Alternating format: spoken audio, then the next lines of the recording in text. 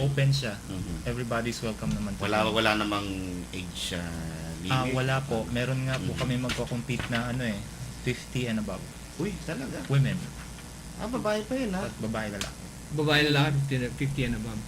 Meron pa palang ganun Meron. Pero usually ang mga Pinay kasi, di ba, usually balingkinitan no? Pero meron din pala, kaya rin pala ng mga Pinay katulad ni Emma tsaka ni na Kaya actually sila si Luisa nag-compete na siya sa international. Germany.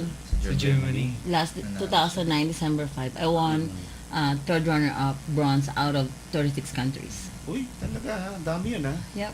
36 countries. Pero yung isa pang distinguish natin, nanalo ka ba sa physique competition at sa figure competition? So anong pagkakaiba doon? So, Pagkakaiba. para sa ating mga amateur na hindi alam ito. In the figure kasi, proportion pa rin, sexy pa rin yung babae na may muscles, na proportion muscles, and the sexiness. The femininity should be there still. Not like the physique, yun yung big scary women na talaga nakakatakot yung mga itsura, ang lalaki ng mga katawan, tapos yung mukha nila nag-turn into man. Sobrang masculine. Yun na yung physique. Pero sa inyo, kayong dalawa niya, figure competition.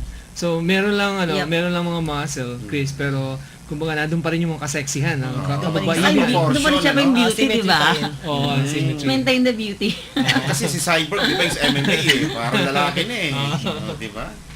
Yun, tinatanggal ka namin kasi sa bodybuilding yun Pag mukha ka ng lalaki, especially sa women's division, inaano nila, binabawas nila yung points. Talaga. So yun ang difference naman. Kasi sa atin, di ba, kasi lalo yun sa mga tagapakinig natin, wala naman distinction sa kanila, hindi nila alam. Basta bodybuilder. Pero yun nga, di ba, tatlong klase Pero pa ngayon may disadvantage kami as female bodybuilders na pagkakamalang kaming gay. Kanina kinikwento mo sa akin. Kinikwento nga I was walking in Glorieta, kasama kong husband ko. Sabi nila, may isang girl, sabi nga, ay, foreigner, yung asawa niya, bakla. I mean, okay, I have to anticipate the fact nga, sinasabi ko nga, paulit-ulit na, hindi ko masisisi ang public. Kasi ganito yung mukha ko, ganito ang katawan ko. So, marami na ngayon ng mga gay talaga, they can have boobs, they can, transform their, physical.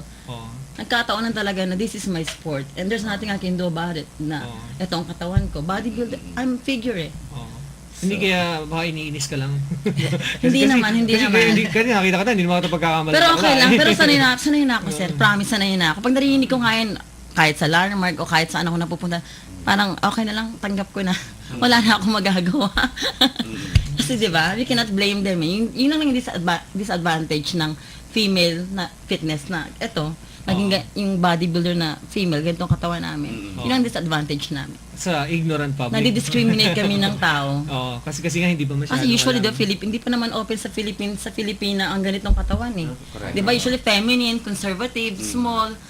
Di ba? Napabanggit mo yung yung size kayo hindi kayo katangkaran kumpara sa ibang mga dayuhan. Pero bang disadvantage na kayo bodybuilder tapos kalaban nyo, siyempre mga Caucasian, malalaki.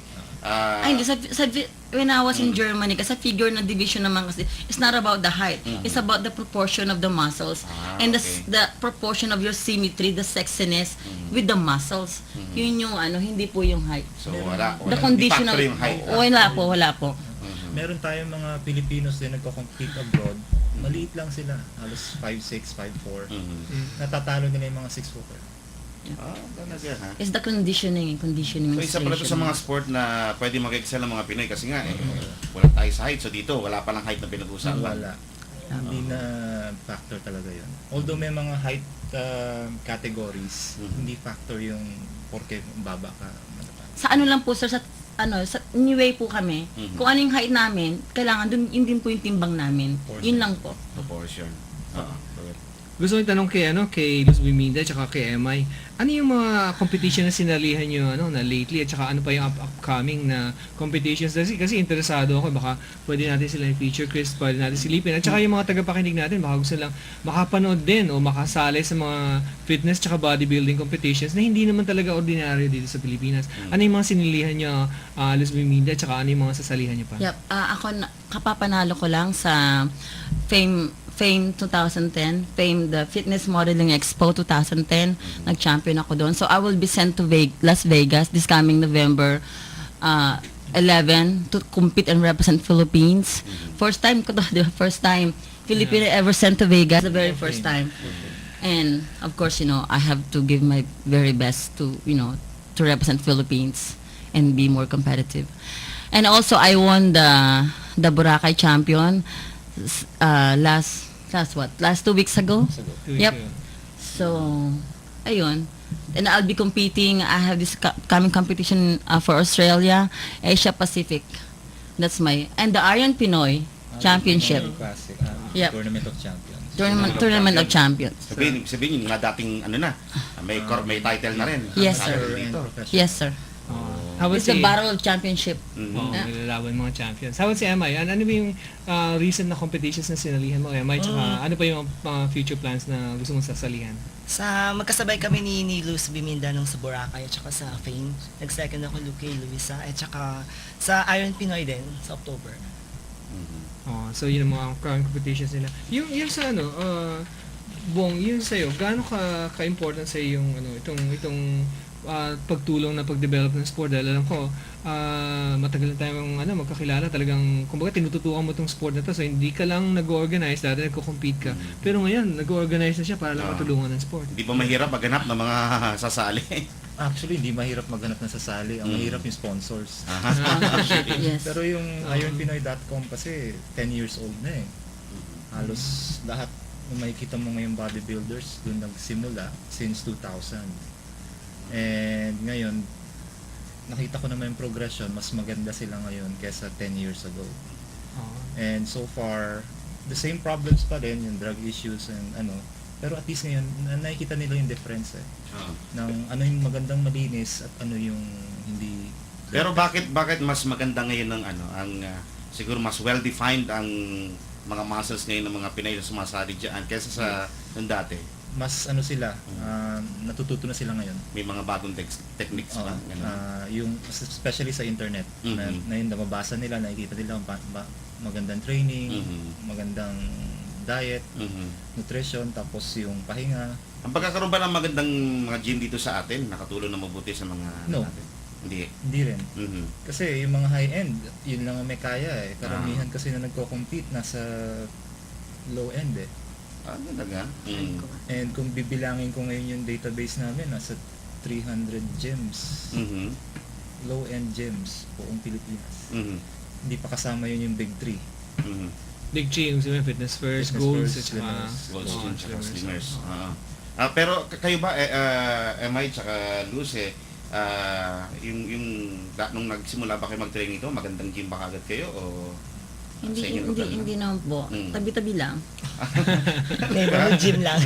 O middle class lang. Hindi pa ako, wala pang gold gym. Ang mahal-mahal ng gold gym, di ba? Mahal nga.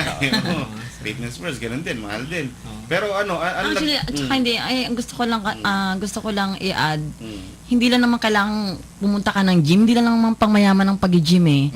Even the poor people can still have a good body.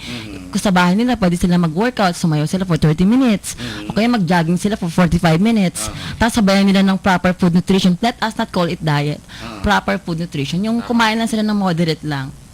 Balanse, no? Balancing pagkain lang po. Pero kung gusto nila magkaroon ng ganyang kasing ganda ng inyong mga muscles, ito kasi extreme na eh. Extreme na. We took the sport, the fitness into the next level, which is bodybuilding. Actually, Passion talaga siya. yung training nila, hindi naman naiba doon sa mga ibang sports eh. Mas lang sila, mas disiplinado. Opo. Yung na talaga nandun na sa taas. Day in and day out, Oo. kailangang discipline. Oo. Yes, Parang sir. nagte-training din sila sa ibang sports eh. Pero sila talagang dun lang sa physique. Ganun pala rin ang sekreto. Oh. Day in and day out. Kasi tayo nag-gym din tayo, pero hindi hindi lumalaki yung Hindi yung food talaga kasi yung workout nga eh. kasi yung workout kasi yan eh 20% lang eh. Yung food talaga kukunin mo 80% eh. Wow. Alimbawa kayo, gaano kayo katagal sa gym? I do my cardio an hour in the morning, 3 times a day ako. I do my weight training in lunchtime or early afternoon. Then I have to come back in the evening to do my cardio. Talaga? So lahat ng kinakain ko all throughout the day and then from yesterday, nabiburn ko na yun. Sabi ng iba, di bali ka raw kumain ng marami, basta raw susunugin mo lahat ng yun. Sa inyo ba, ganun ba? Marami kayong kumain, tapos sinusunog nyo